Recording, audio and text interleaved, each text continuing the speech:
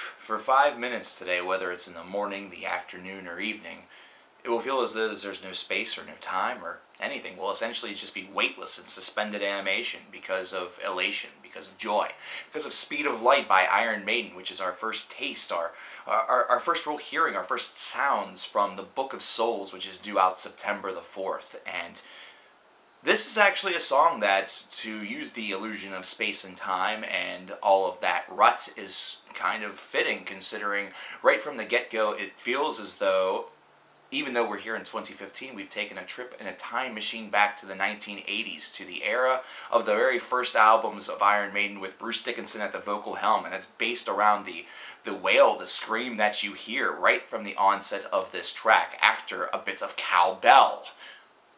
It's interesting, that's definitely for sure. But then this launches into a track that definitely feels that even with the more modern 2015 production, certainly could have a fitting place within their 1980s discography. While it may not have the same level of aggression that you would have heard with some tracks off of albums such as Power Slave or Number of the Beast, it's certainly one that is in a comparable level, especially for this new era, this new Iron Maiden that we have nearly 25, actually more like 30 years after the releases of such albums. So it's been a long time, but to still hear that wail from Bruce Dickinson certainly showcases not only that his voice is ageless and timeless, but also that tongue cancer ain't gonna put this mofo down, to say the least.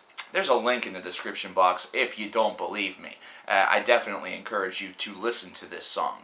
To speak a little bit more about it, though, whenever we heard the 30-second snippet, we were all excited about it. It just incited this internal riot within us, that internal Maiden fan that perhaps fell in love with this group whenever we were very young, or perhaps just last week just immediately started to manifest itself all over again, almost like we knew Christmas time was coming.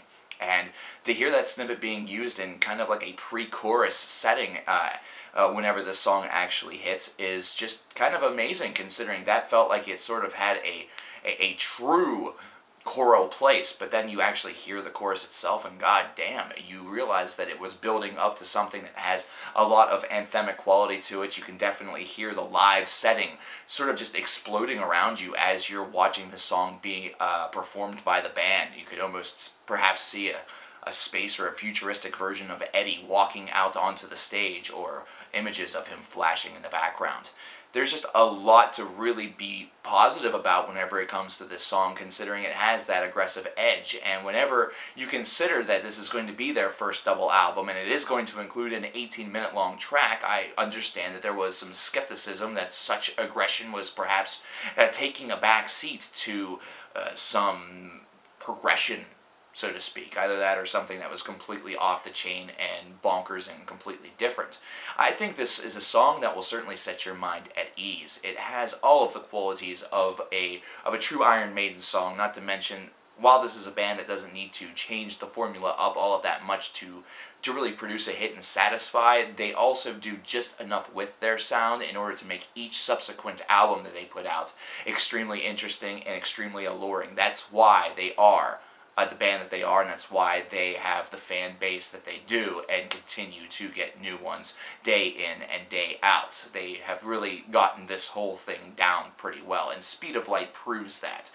They have basically taken this idea of 2000s Maiden and have left open to discussion still what the remainder of this album will sound like. While this definitely is an encouraging song that will perhaps remind you of some of the more aggressive tones of more recent albums such as Dance of Death, either that or A Matter of Life and Death, or even some of the moments of The Final Frontier, this is certainly one that has a lot of promise to behold with it, especially whenever you consider that this is a song that, when placed with the others in the album, could play a critical point, either that or a critical place in the flow of the disc. I think you should just check out the song for yourself. It's a fantastic track. There's a link in the description box. It also has an accompanying video that goes along with it, which is really, really cool. I think you're going to dig that. So do that, but please do come back afterwards and let me know in the comments below what you think about Speed of Light. Let me know what you think about the Book of Souls now that we've actually heard a track off of it. And let me know what you think that the album review is going to sound like, because we're going to be talking about this album the day it comes out, or maybe even before, we don't know. But let me know what you think down below. And of course, be sure to check out the song if you haven't already. If you haven't already, I give you full permission to shut me up and go listen to it right now. Mainly because I was shutting up anyway.